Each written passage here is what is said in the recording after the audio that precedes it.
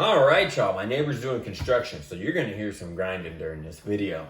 but since the election, I'm sure that you've heard of Parler, MeWe, Rumble, and these are just like some social media platforms that have popped up within the last year that are geared towards free speech, anti-censorship, that kind of thing. And since the election, it's been like Facebook and Twitter have just been flooded like find me here, find me here, find me here. And it's very interesting. I've got people that I'm friends with on there. They're like, I went on there and this is what I saw. And I mean, I joined. Whatever. I might as well grab my username while it's available, And I have to admit, like, I think mainstream media is, and big tech is, I think it worries them a little bit because, viewership is down on the big news networks. Fox News took a huge hit. A lot of viewers, they just want the information. They don't want the information that's being provided by a big news network that's owned by a larger corporation that has its own agenda. They want the news. They want the information. They don't want to watch a 30-second clip of a speech and hear somebody's take on it and then change the channel, hear the next 15 seconds of that speech and hear a completely different take on it. How about you play the whole thing? And it's that agenda that's behind these news networks that's really driving viewers away.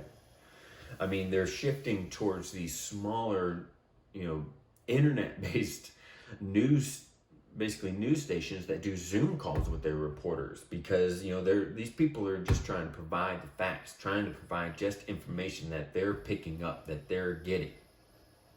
It's not like corrupted information that's being spewed out on the networks. These people just want the information. They just want to hear what's being said.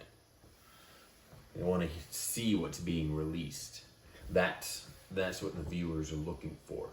And so with mainstream media losing viewerships, this is a conversation from CNN, known to a lot of people as fake news, which I always thought was funny. But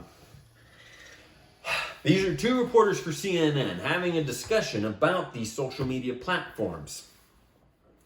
And Pamela Brown says that there's a shift from dominant social media to pro-free speech platforms. And she said that they're a threat to democracy. Why is that? They're pro-free speech. How is that a threat to democracy? She's up there with Brian Stelter, who says conservatives leaving Facebook and Twitter for Parler because they believe it's a safer space for them. And it's ultimately not good for the country. This is the conversation they're having. The news network says that if you are leaving Facebook and Twitter and going to Parler and MeWe, that you're a threat to democracy.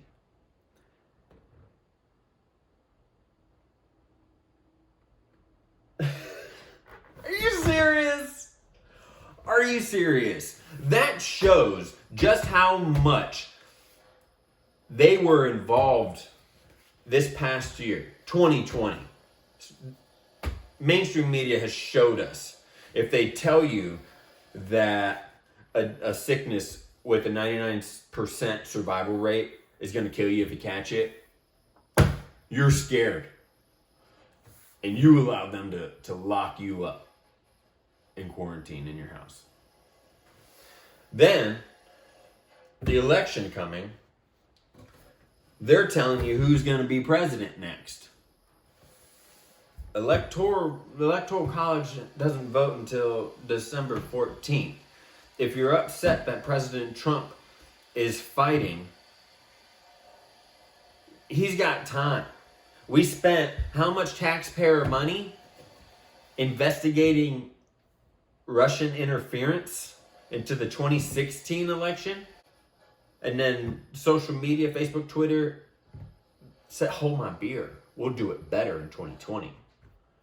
And that's what they did. You posted a post that said COVID, Corona. They slapped a banner and said, we noticed that your post contained coronavirus. We're going to put a link for more research and information.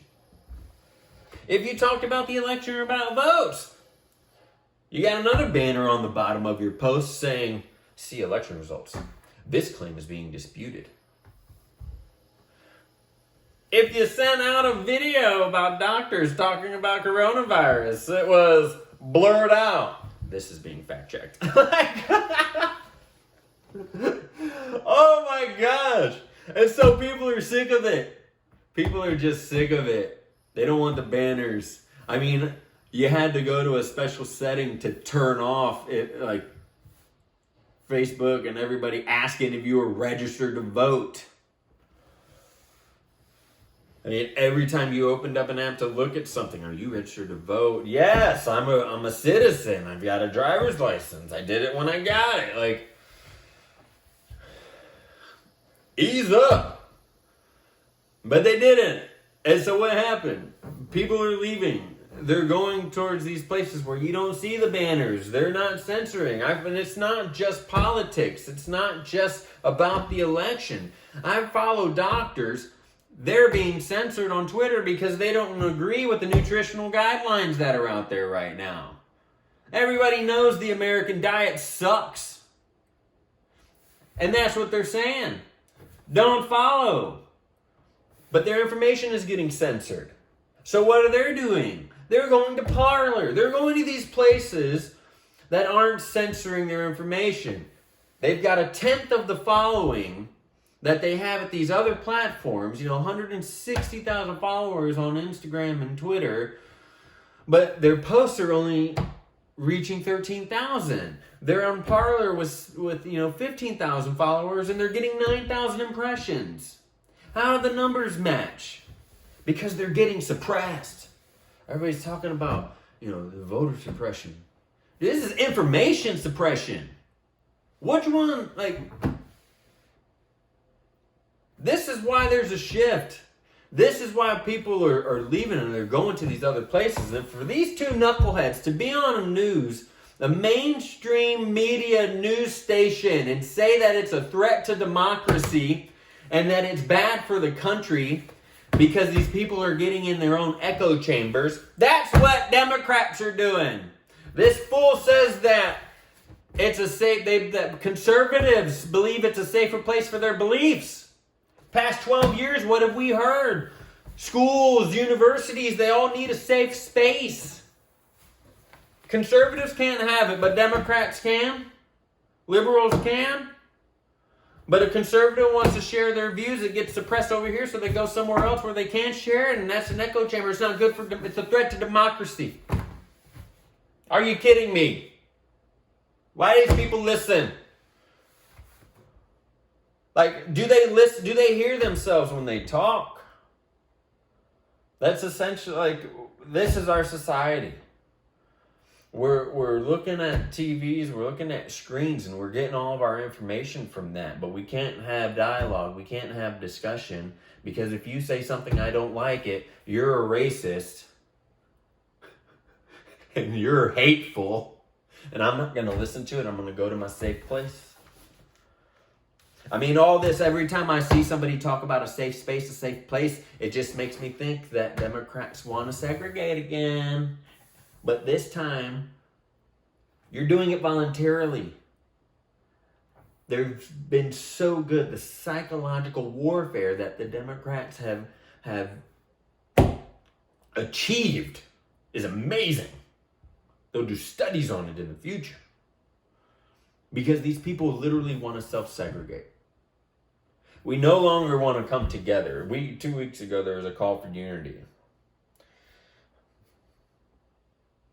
They don't want to come together. They want you to follow. They don't want you to have your own thoughts and opinions. They want you to have theirs. If you don't have theirs, then you're just filled with hate. So when we say that mainstream media is the enemy, it's the enemy. Have a good day.